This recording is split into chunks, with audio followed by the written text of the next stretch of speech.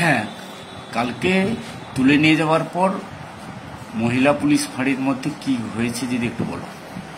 তুলে নিয়ে যাওয়ার শুরু থেকেই মানে গাড়ির ভেতর যখনই তুলেছে তখন থেকেই বিভিন্নভাবে টর্চার করছে, অকথ্য গালিগালাজ, যে আমরা কলেজের মধ্যে কি করছিলাম, ছেলেদের সঙ্গে শুতে গেছিলাম নাকি, সেইখানে আমরা মানে তাদের সঙ্গে কি কি করেছি। তাছাড়া যে গতবারে স্যালাইন কাণ্ডে আমরা যখন আন্দোলন অবস্থায় ছিলাম সেই সময় তাদের ওপর তখন থেকেই তারা আমাদেরকে নাকি টার্গেট করে রেখেছিল যে আমি তাদের ডিপার্টমেন্টে মার্ক হয়ে আছি, সেই জন্য তারা নিজের ইচ্ছা মতো তারা নিজেরাই বলছে, সেই কারণে তোর ওপর আমরা নিজের সুখ মিটিয়ে নিতে চাই, যে তোকে প্রচুর মারবো, নিয়ে গিয়ে আরো মারবো। থাপ্পড় মেরেছে, আমার গালে এখানে কেটে গেছে,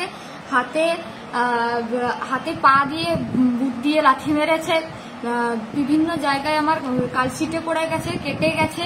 তাছাড়াও আমি সেখানে পৌঁছানোর পর ওখানকার ওসি সাথী বাড়ি আমার সঙ্গে ফোনে স্পিকারে কথা বলে বলছে তোর কোন বাপ আছে, কতগুলো বাপ আছে, কোথায় কোথায় বাপ আছে, সবাইকে ডাক, কে তোকে ছাড়িয়ে নিয়ে যেতে পারে সেটা আমিও দেখব।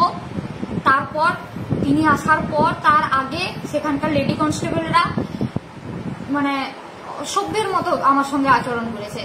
আমরা স্টুডেন্ট, আমি যখন বলতে যাচ্ছি যে স্টুডেন্টদের সঙ্গে এইভাবে ব্যবহার করা যায় না, আপনি এখানে নিয়ে এসে আমাদের ওপর যে মারধর করছেন আমাকে, সেটা কোন রাইট আছে নাকি, সে বলছে যে তোরা বালের শিক্ষিত, তোদের সঙ্গে তোর এই বালের পড়াশোনা তোর কাছে রাখ, আমরা তোর সঙ্গে কোনো কথা বলবো না। আমি যখন তাদেরকে জিজ্ঞেস করলাম আপনারা পরীক্ষা দিয়ে চাকরি পেয়েছেন কি, তখন বলছেন আরে আমরাও তোদের সঙ্গে শুতে গেছিলাম, তোরা যেরকম শুতে গেছিস আমরাও শুয়েই চাকরি পেয়েছি, আমরা কোনো পড়াশোনা করিনি। এইরকম ভাবে বিভিন্নভাবে টর্চার, র্যাগিং, এইরকম ধরনের অত্যাচার সেখানে করেছে। একটা নির্দিষ্ট জায়গায় নিয়ে গিয়ে থানার মধ্যে যেখানে সিসিটিভি নেই, একটা নির্দিষ্ট রুম আছে, ওখানে দফায় দফায় নিয়ে যাচ্ছে, মারছে, আবার রেখে দিয়ে যাচ্ছে।